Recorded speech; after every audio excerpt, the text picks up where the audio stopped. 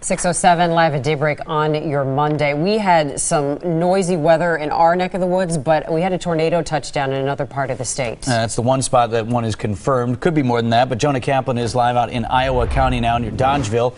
And joining us live now, Jonah, what do you see?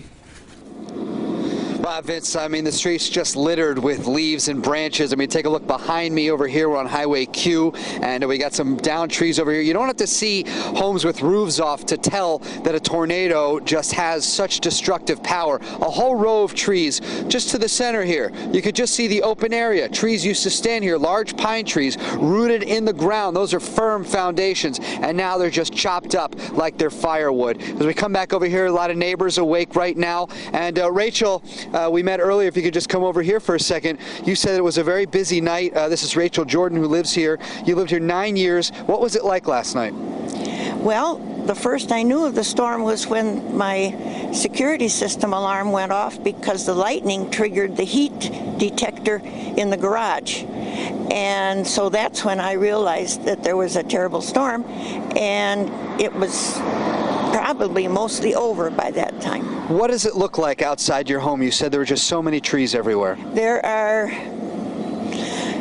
I counted at least 8 to 10 large trees uprooted. They're laying away from the house, toward the house, and nothing has hit the house. The house is in perfect shape. I imagine, though, all of that probably scared you a little bit last night. It was upsetting, but it was over, so I didn't have a reason to be frightened. What's the feeling like now amongst the neighbors as you're out here? Oh, we're just grateful we're all walking around. Simple pleasures, just being able to be out. Yes. All right, Rachel, we're glad you're safe, and we're going to check back in here, and Scott Steele is going to review now for us exactly what the National Weather Service is telling us about the severe weather. We're live here in Dodgeville. Jonah Kaplan, today's TMJ4. Scott? Thanks so much, Jonah. You're absolutely right. Our friends at the National Weather Service posting this image frozen in time at the point when we think a tornado touched down. So this is their Doppler radar, very advanced system out at Sullivan. And you can see what we notice as looks like a tornadic signature right there at about 1040, just to the south of Spring Green and just to the north of Dodgeville. This cell continued moving eastward as it headed toward Dane County, just to the west of Madison. Also a tornado warning issued there.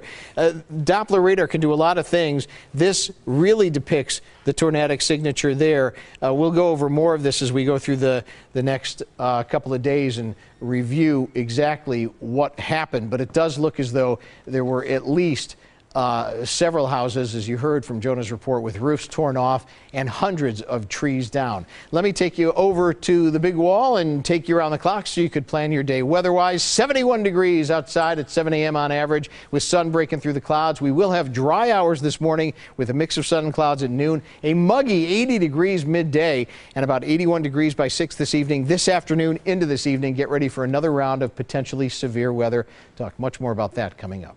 All right, Scott, thank you. 6:11 here.